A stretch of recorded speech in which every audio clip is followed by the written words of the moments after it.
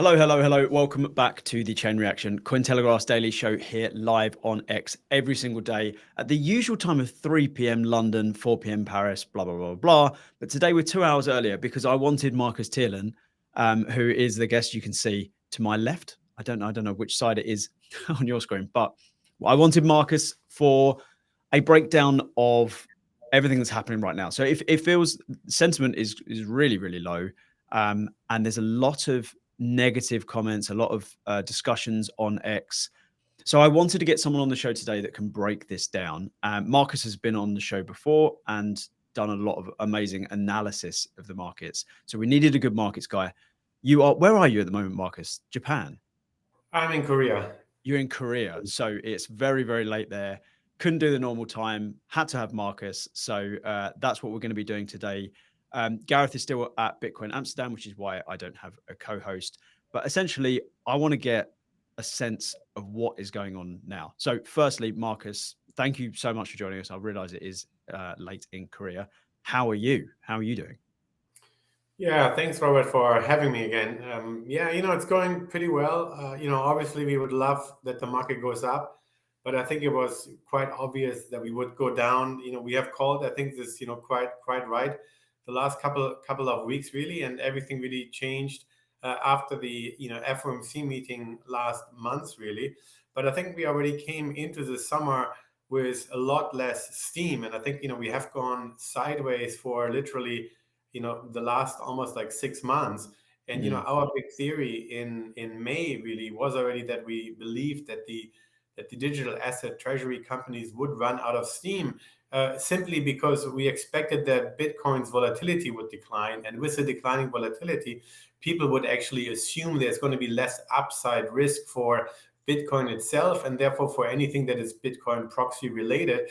And our big theory then was that MicroStrategy would really struggle to raise a lot of capital. And I think we have seen really that they have only had really one big issuance since then. And otherwise, they're buying like 10 million, 20 million, which is literally, nothing really in the bigger scheme of things. And that was our big scheme. And I think then since June, we were pointing out this whole selling from really the mega whales. And of course, there are different definition what is a whale. But I think it's important. A mega whale is, a wallet that holds 1,000 to 10,000 BTC, and those are the guys that were really selling. They have been selling basically, 1,000,000 BTC, since the top of 2021, and it lasted for around a year. And so they started selling. It seemed really like sort of like around this mid-June period, and this is when we are pointing it out that the market might actually be kept. And we wrote different reports where we were suddenly like less bullish, and I think we have been in the past quite bullish on when the data supports it. But I think here was a clear indication, and of course the market has slowly understood this. There were various reports over the last kind of like 2-3 weeks that were also pointing this out, and it was really then that the whales, so which is like the wallets holding 100 to 1,000 BTC, and we know that MicroStrategy has around 500 wallets.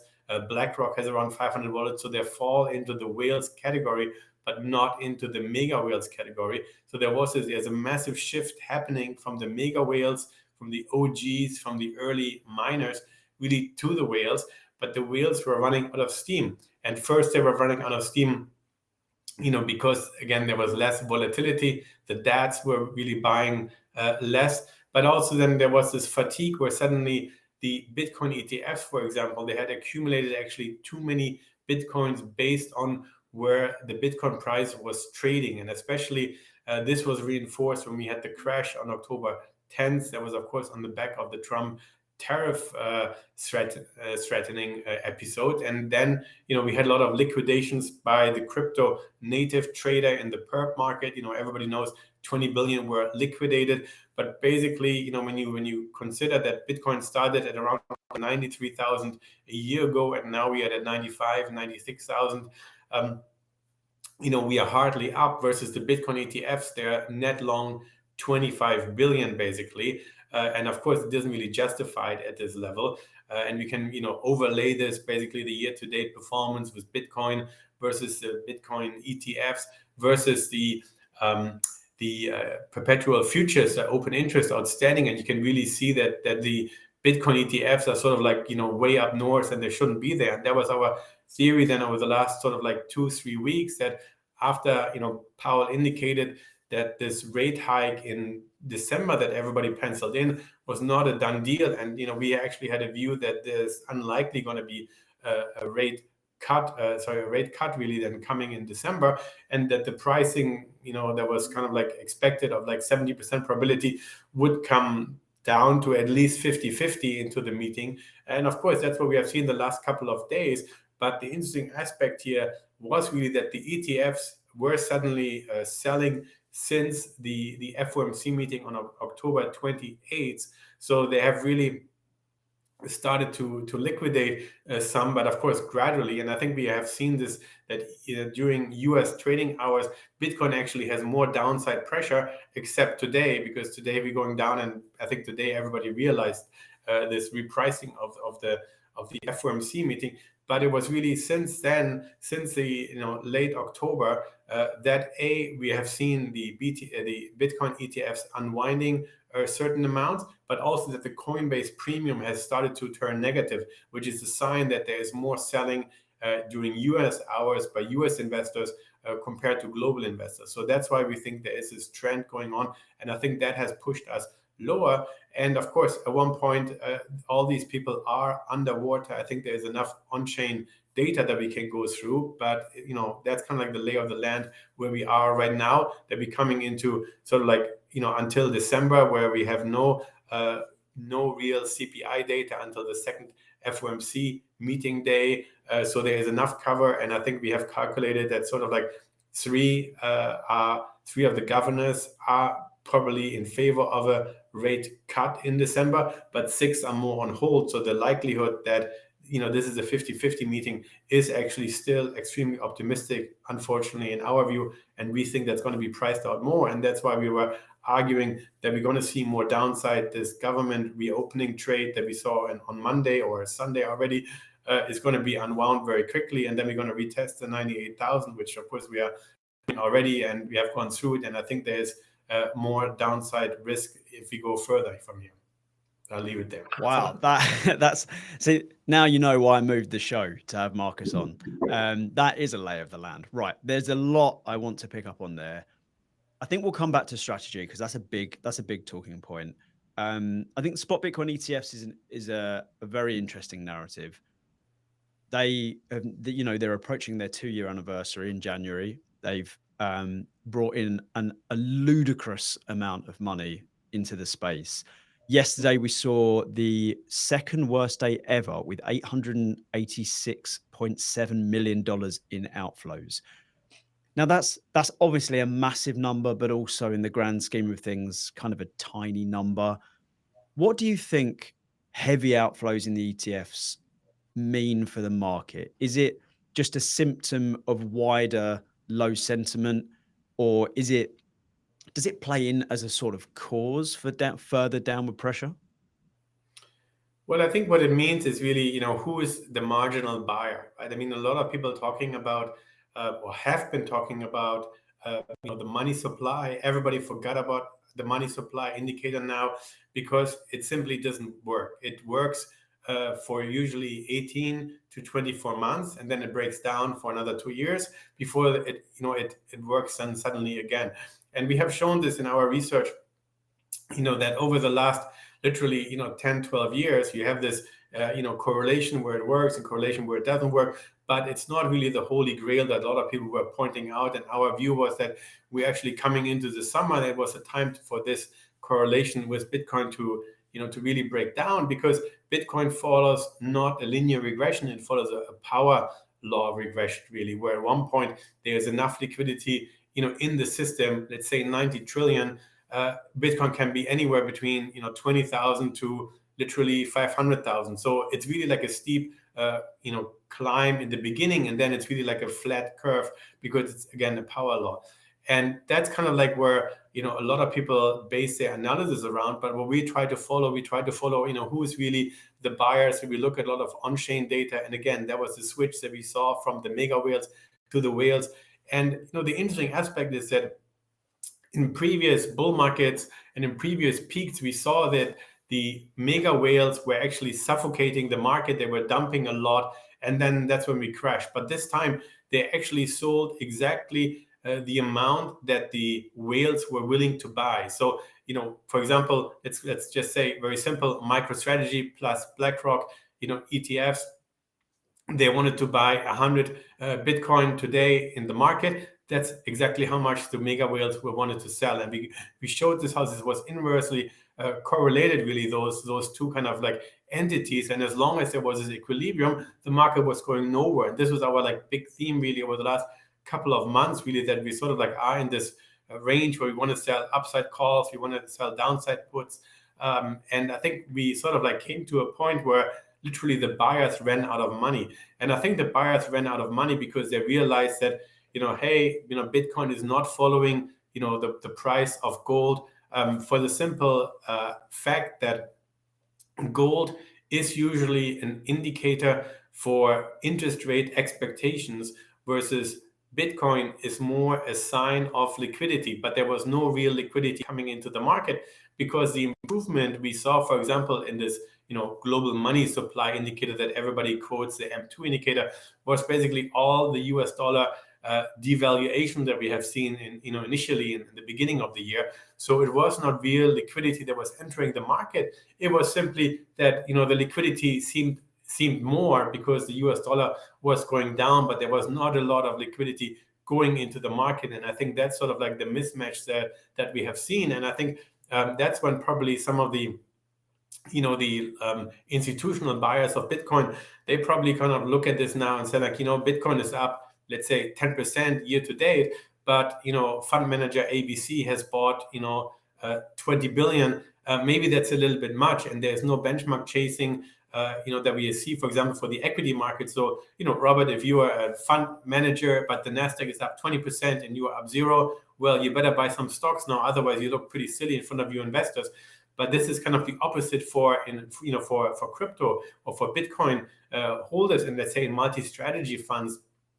Because if you run a multi-strategy fund and suddenly you have a big position in Bitcoin, but Bitcoin doesn't go up, and people are wondering, or your investors wondering, why didn't you buy more Nasdaq? And I think that's where we're seeing this shift now, where people maybe like allocating out of Bitcoin, because in the year-end statements, it just looks that they have overexposure. And this selling really started with beginning of this month only. I mean, it really seems crazy when you look at how Circle used to be at at 144 end of last month, and now it's like mid 80s. So Circle lost a lot of money, Microstrategy lost a lot of money, and everything went down really quickly just this month, as if either the Fed was the trigger, or really there's a big shift happening on the institutional side where people have to reposition their portfolios.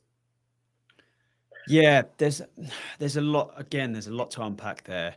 I think most of my questions revolve around strategy in some way or another. So let's just bring the conversation there directly.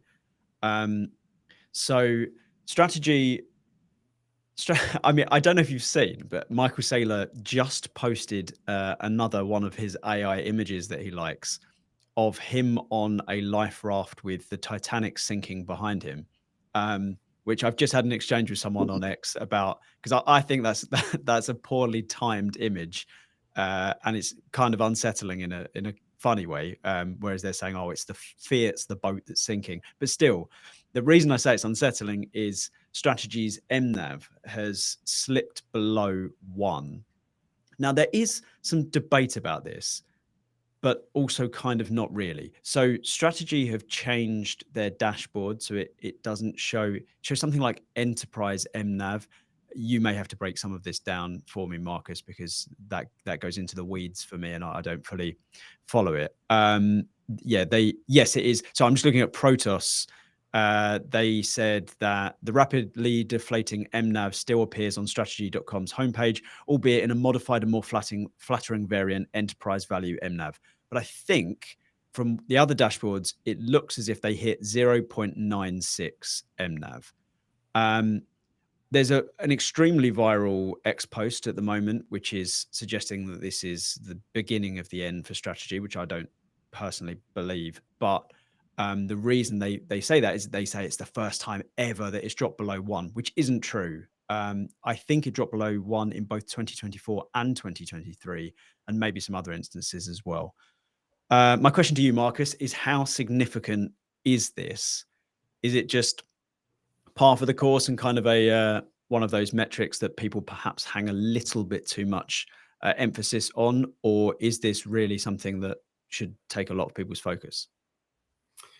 So, the MNAV versus the NAV, the NAV is just straight, straightforward calculation, versus the MNAV is a little more calculated, more complicated, because it puts in the whole corporate entity, including the debt and so on. And I think that's a little bit more difficult to calculate. So, but as soon as, this NAV basically compressed, they have like no real chance to issue a lot more capital at a premium. And that was really, the whole trade, from them. And I think the bigger story that I think, I don't know, a year ago when we talked about it, our theory back then was that, the NAV only really started to increase last year in February.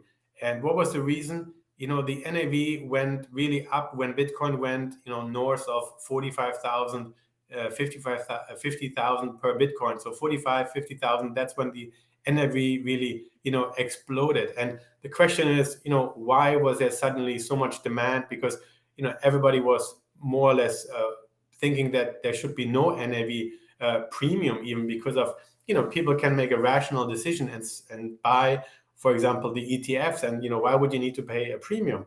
Maybe it was a great, marketing machinery, but I think it's not really that a lot of people had restrictions. We heard, for example, a lot of investors came from China. Initially, they weren't allowed to buy, the ETFs. So they say the Hong Kong southbound flow.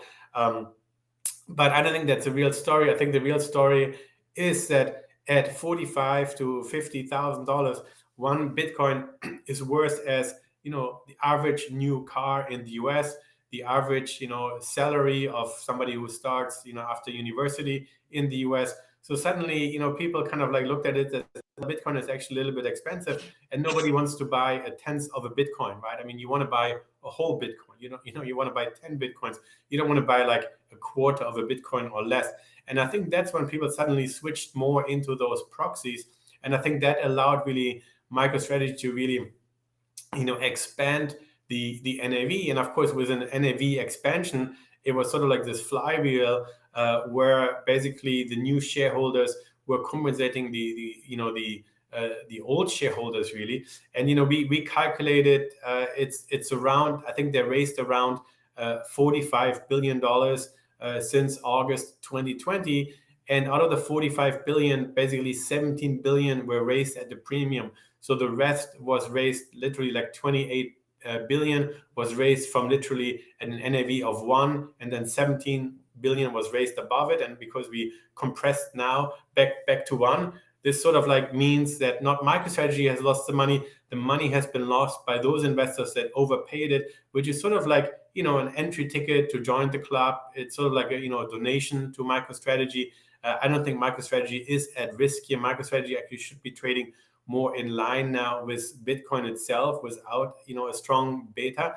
But the way how we looked at it is that when the NAV was sort of suddenly going back to sort of like 1.6 times, and it was really at 2 to 3 times at its peak, that they would be really careful in really crushing this NAV, because once it's at 1.3, they can hardly raise any capital. And I think that's what we have seen.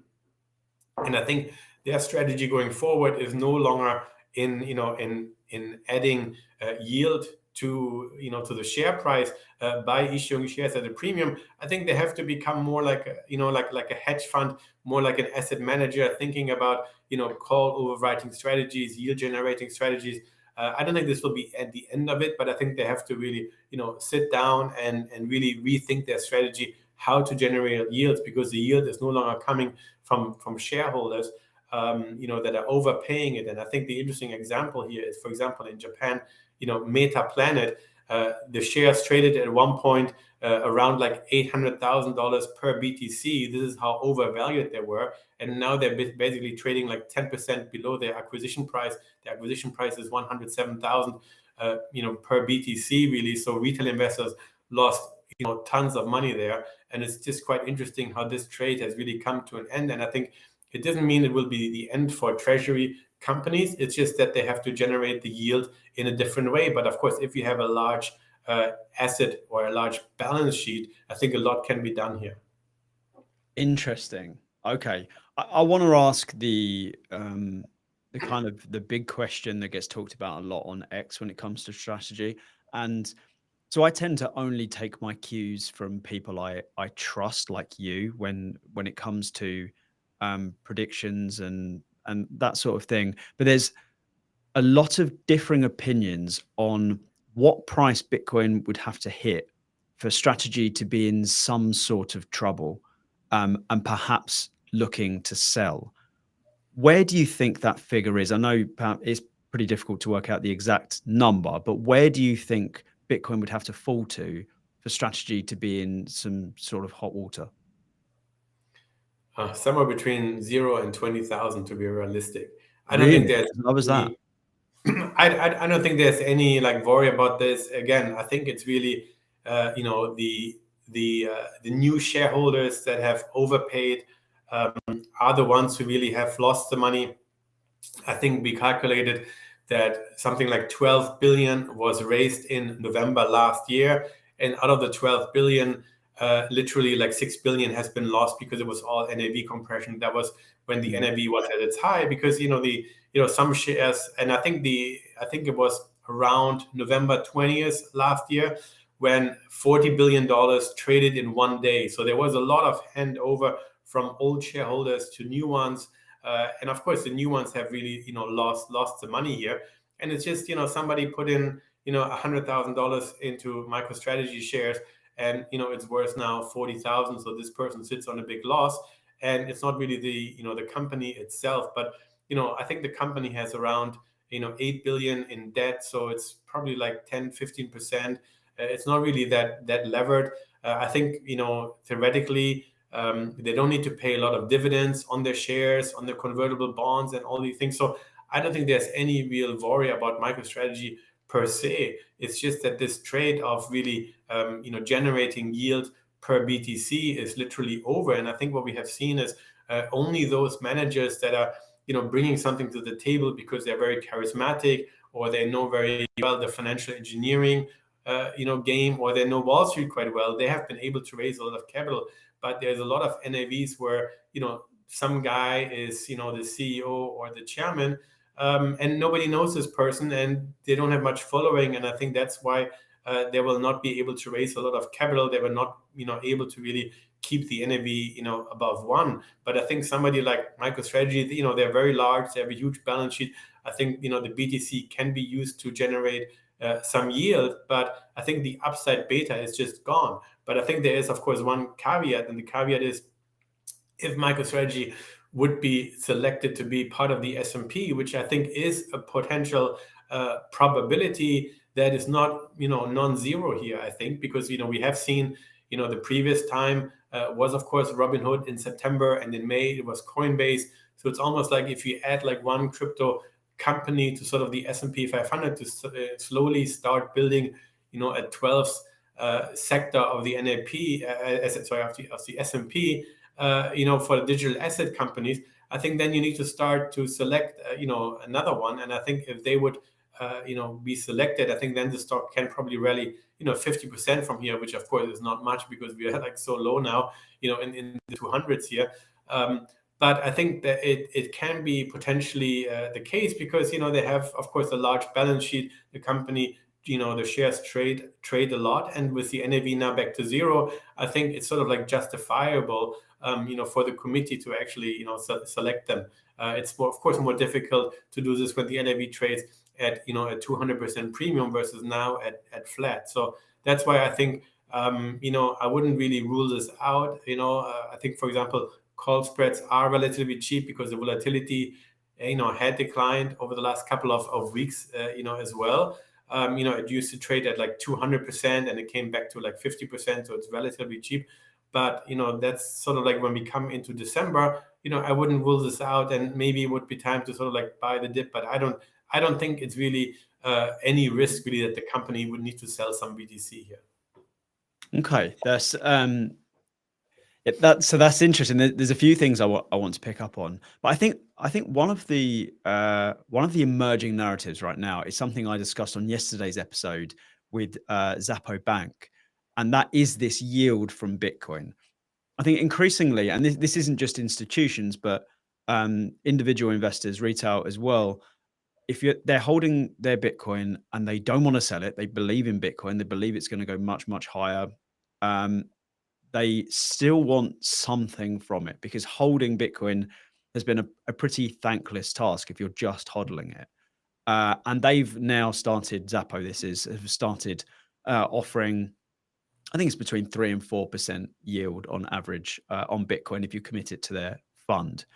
Could you explain a little bit, just an example of how Strategy might get some yield on their Bitcoin? What sorts of things would they do with their Bitcoin to get yield? Yeah, so something that we have been recommending, that we recommend in our research reports is, for example, call overwriting strategies. We backtested this, previously, that you can actually generate 15 to 20% yield per annum. And I think because Bitcoin's volatility has declined, so the upside risk is a lot less. And especially, that I was saying earlier, when you just look back into the summer, since basically end of July, where we expected sort of like the last good months, we have recommended more kind of this strategies where, for example, you would sell a call that is 20% out of the money with a 3 months maturity, but you also would sell a put that is, for example, 20% below the market zone. You would sell an 80%, and then 120% with a sort of like either like a 1 month maturity or a 3 month maturity, and you keep rolling this. And I think you can generate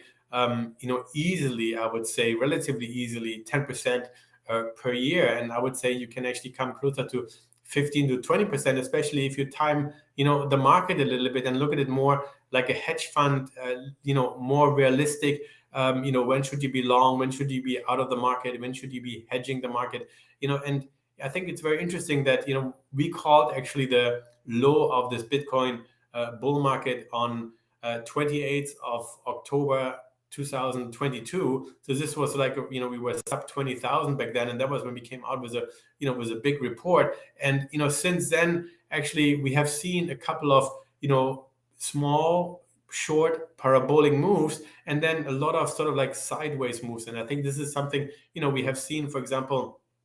You might remember when the three banks went under in March 2023. We had a big pump then into April, May, but then we didn't do much until for the September, and then of course in Q4 2003 we had a big rally. Last year was very similar. We had a big rally into March, but then we went sideways until September. We sold off a little bit, but then we rallied. And this year it was a little bit similar, right? Where we had sort of like a big rally into May, and then since May we have sort of gone sideways. So I think you can time this at in periods where with some analysis, on-chain analysis, technical analysis, macro analysis, more financial markets expertise. When you overwrite some of your big Bitcoin positions, you can actually pick up 4%, 5% really on a sort of like 2 months window. And I think if you clip a couple of those coupons, you get to the 10-20% per year. And I think that's sort of like what MicroStrategy was initially planning with these share issuance. But since you cannot do this at a premium anymore, and I don't think we're going to get to a period that will be as crazy as before, because a lot of people simply lost a lot of money there, and those people will not be willing to buy again. And that's why I was thinking, that's sort of like a strategy that makes absolutely sense, where you can generate 10-20% when you have the balance sheet, when you have the capacity, when you have the financial know-how. Yeah, I mean, and particularly with the sort of numbers Strategy are playing with, 10% is no joke. Like that could be significant. Okay, there was, before I move on to sort of the outlook for the rest of the year and next year, there's one thing I noticed in one of your reports recently, which I'd like to talk about, which is long-term holder selling. You mentioned it at the start. Before we really get into it, so long-term holder selling is defined as holders of 155 days or more. That's something that's always kind of irked me a little bit. I guess I don't understand it from the sense of that doesn't seem prescriptive enough about the seller, because there's a vast difference between somebody who's held Bitcoin for, say, 200 days and someone who's held Bitcoin for 2,000 days. Are there any, do you differentiate between how long term a holder is, or is it just that arbitrary 155 and then from then on? I mean, you know, thanks to the blockchain, we can actually really dissect the data as much as we want. We can actually Exactly. identify, you know, if somebody who is holding Bitcoin, you know, for 5 years, 7 years have been selling.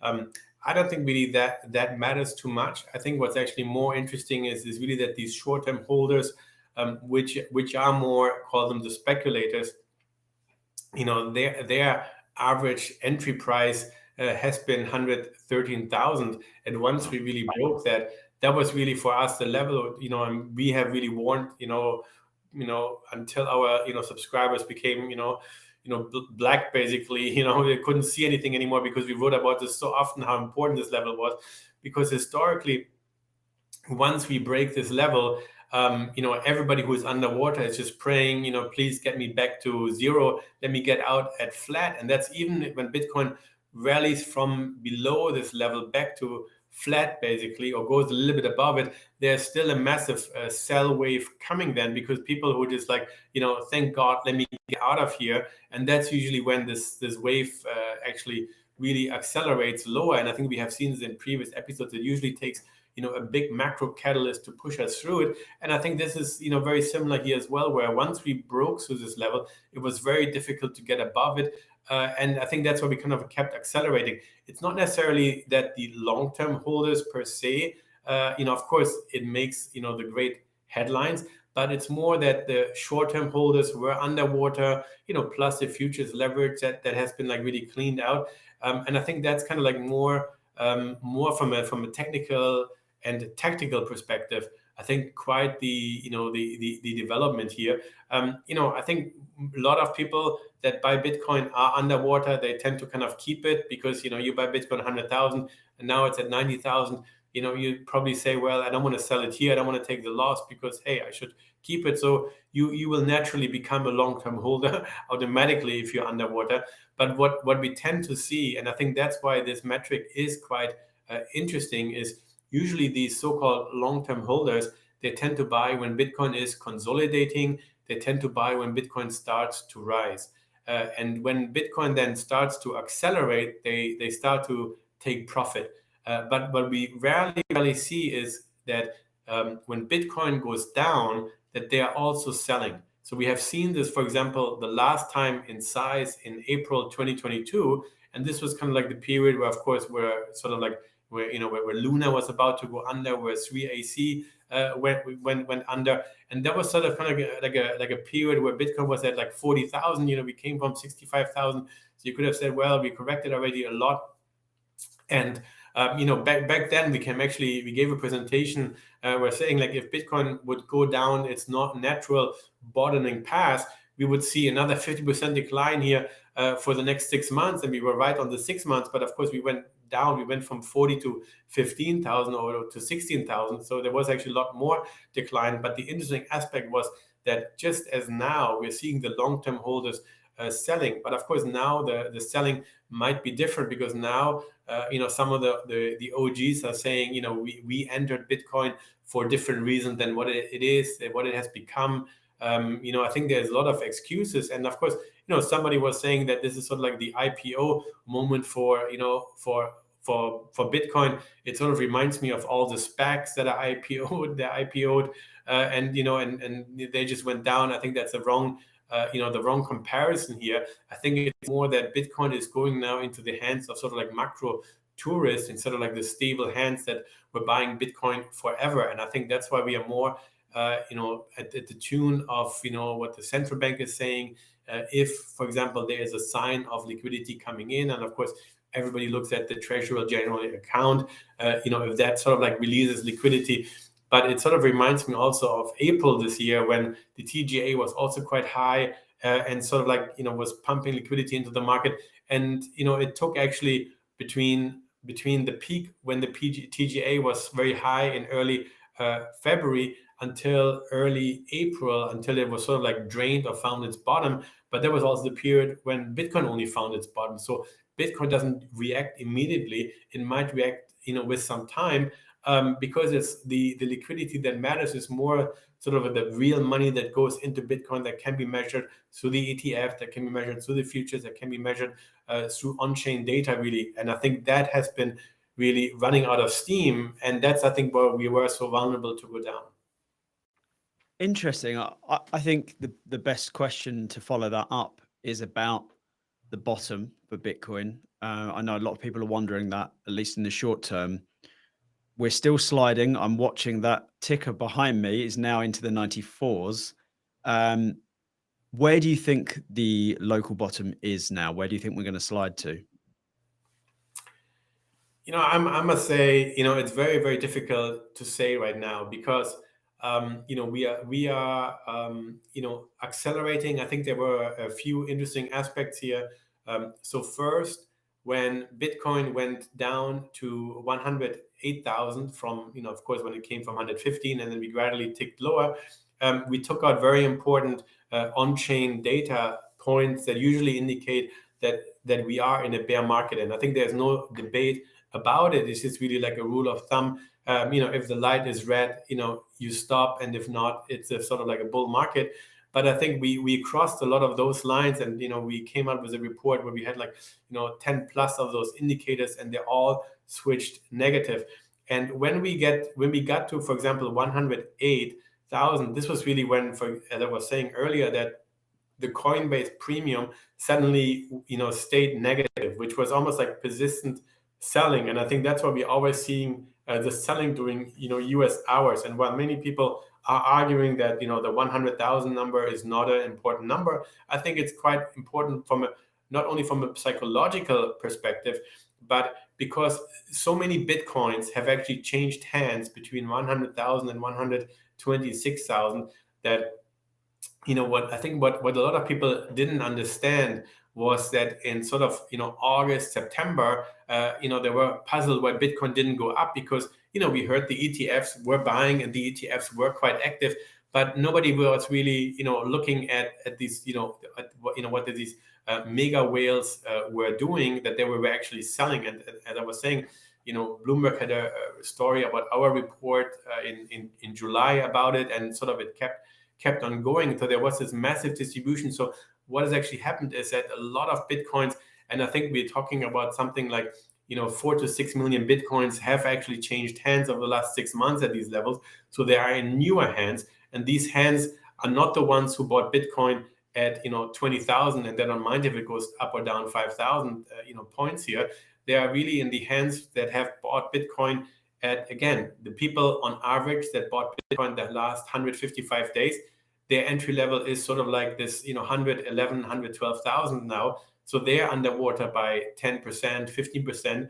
And the difference is that the more institutions are holding Bitcoin, the likelier it is almost that we're going down, because there is a risk manager in institutions that will tell you, Robert, you have been wrong on Bitcoin. I always told you, don't buy it. And, you have to sell it because you're down 20%. And I think that's really the worry. And, the real worry, in my view, is this 93,000 level, because when Trump was elected, I think Bitcoin was around 67, 68,000. And within literally 2 weeks, we ramped up to this 93,000. So there was a very little trading activity between 68,000 to 93,000. So I would say there is a huge air pocket there where there's a lot less support if we break this, and then we can go back to, for example, the true mean of the market. So the active coins, the average level, the average price has risen to 83,000. This is because we had so much distribution on top. So the average entry price for Bitcoin has increased so much. And of course, if somebody bought at 110,000 and we are at 83,000, some of the institutions will probably have to liquidate. And I think that's kind of like the risk, that once we drop this from 93,000 and trade below lower, that we might hit some stop loss levels without really a lot of support. And one factor I think which is also very crucial, I would say we try to be more realistic in our projections, but what we looked at is how much money has actually been moved into Bitcoin. And it was around $1 trillion during the summer since inception. Basically, this is how much money has gone into Bitcoin. And back then Bitcoin had a market cap of 2.2 2.3 trillion. So it's almost like a multiplier for every dollar that has gone into Bitcoin. The market cap increases in total then to by a factor of 2.1 2.2. And based on this analysis, the maximum how high we could rally this year was really sort of like this 140. But because there was all this distribution that's usually not that normal, that really kept the price. And I think that's kind of like where eventually the ETFs were overexposed, and it seems like the rest of the market sort of like pulled back, which I think why this October 10th was such a big event, because the more the crypto native traders are no longer really active in the market, in the extent as they were before. And of course, I think there is probably also a lot of market makers.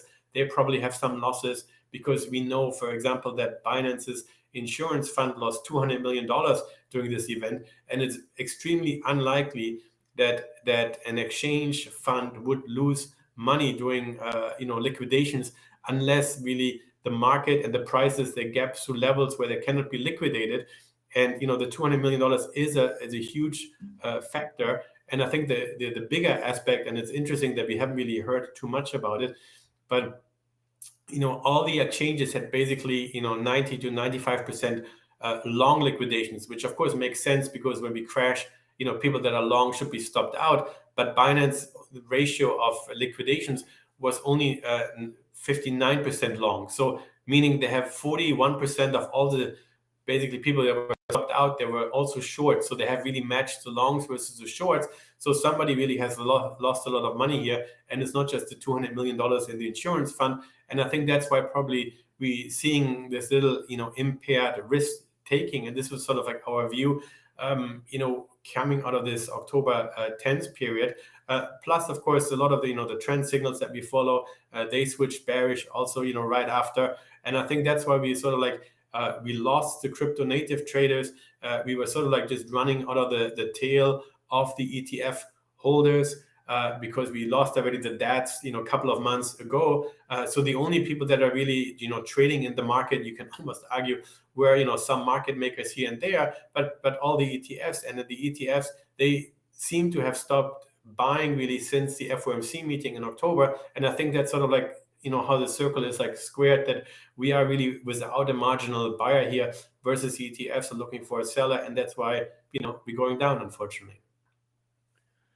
Yeah, I mean, there's I don't want the show to go on too long. I said I'd keep you 30 to 40 minutes. We're already approaching 45. So this will be my last question. You mentioned about the sort of levels that we should be worried about in the near term. And I think you said 93, which is similar to what Ki Young Ju said about 8 hours ago. He tweeted that 94,000, if we lose 94,000, then it looks like a bear market, and so on.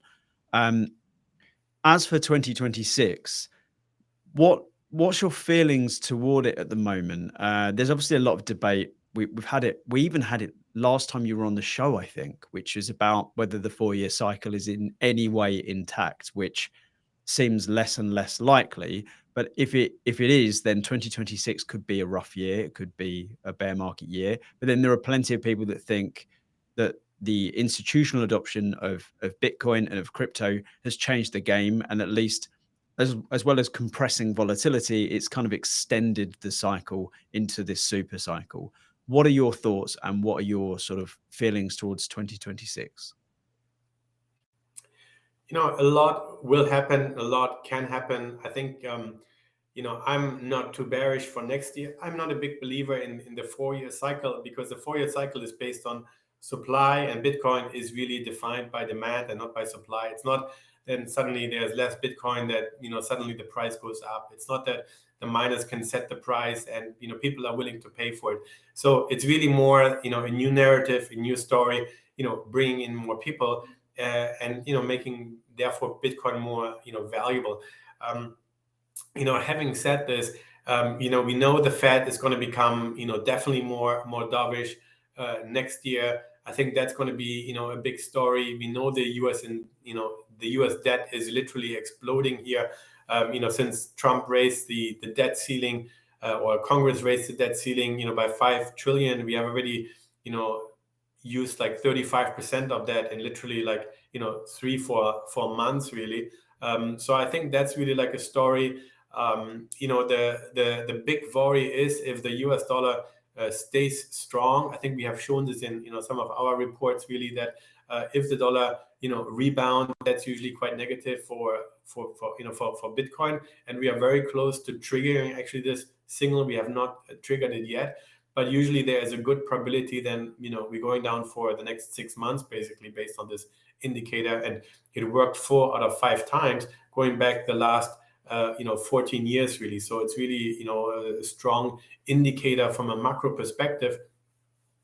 And I think the maximum downside I would assume is going to be 83,000. I don't think we're going to go down a lot more, but I do think that we're going to see more themes developing next year. So I would not rule this out. I think Bitcoin is always great in reinventing itself. We might need a new story, but again, I think there will be more macro stories that are supporting Bitcoin, but it might not be the case in December. I think the probability that the Fed will cut in December, in my view, is sort of like a 30% chance only. The market right now is at 50% chance, and of course we have sold off the last 2 days because of this repricing from 70% probability to 50% probability, and I think that can go still a little bit lower, and of course then we potentially run into the stops level, the air pocket, and so on. But I do think then come January, potentially there might be like a turning point. So we have to look at these, from a trading perspective. But we are sort of like out of the market, waiting cautiously on the sidelines. But I think the official number, based on all the charts, all the on-chain data, that we're looking at, is Bitcoin went into a bear market when it lost this 110, 112, band really. And I think that's why we were really trading, because even this rally earlier this week was sort of like just a weak bear market rally that kind of fizzled out very quickly. So I wouldn't really buy it here. If the Fed turns dovish, I think that might be very interesting point, but I think it's very unlikely, or I should say it's not likely.